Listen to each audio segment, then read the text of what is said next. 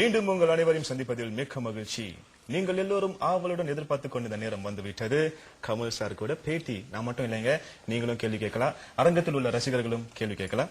இந்த பகுதியில் என்னுடன் கீதா இணைந்திருக்காங்க. ஹாய் கோவின், எப்படி இருக்கீங்க? நலமா இருக்கேன், நீங்க எப்படி இருக்கீங்க? நல்லா இருக்கேன் கீதா. ஓகே, வணக்கம் பத்மஸ்ரீ கமல்ஹாசன் அவர்களே, எப்படி இருக்கீங்க சார்? நல்லா.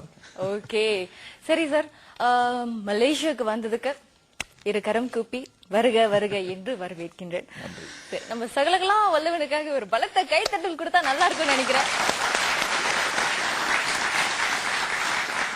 சரி சார், முதல் கேள்வி நாங்க கேட்கறதுக்கு முன்னால ஒரு சின்ன பட தொகுப்பு இருக்கு, ஒரு பட காட்சி இருக்கு, அதை நம்ம பாத்துருவோமே, சரிங்களா?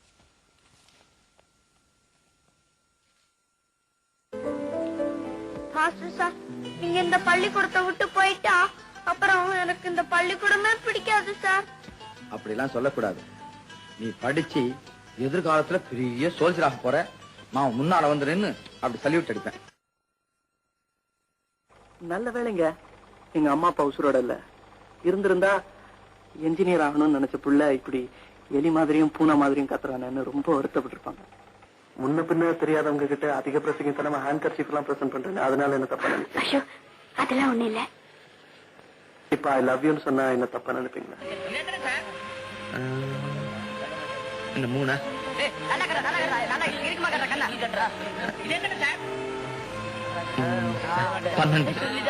நல்ல பாஷையில பேசினா புரியாதுன்னா அப்புறம் உங்க பாஷையில தான் பேசணும்.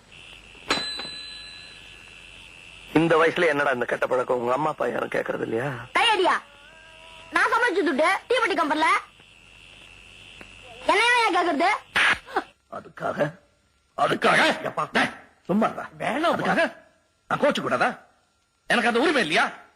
நான் சொல்லுவேன், இங்க வந்து ஆடக்கூடாதுன்னு சொல்லுவேன். நீ ஆடு, இதுவும் வீடு. அதுக்குள்ள இப்படி கண்ணு ஆப்பிள் மாதிரி சவுந்துச்சு பாரு. கேள்வி, நான் வளர்த்த நாயை நானே கொல்லலாமா? பதில், அந்த நாய்க்கு வெறி பிடிச்சிருச்சுன்னா சத்தியமா கொல்லலாம். அது மட்டும் செஞ்சா போதுமா? சம்சாரம் புள்ள குட்டி வேணாம். சம்சாரம் வேணும் போல இருந்தா அபிசாரிக்கிட்ட போலீஸ்காரங்கிட்ட பேசுற பேச்சாது. இன்னைக்கு நீ தண்ணி போட்டிருக்க. என்னடா சலிச்சுக்கிறீங்க? டாக்டர் ஆகுறது என்ன அவ்வளவு சிம்பிளா? உடம்புல எத்தனை எலும்பு இருக்கு தெரியுமா? 216 அச்சு உடைக்குதான் தெரியும்.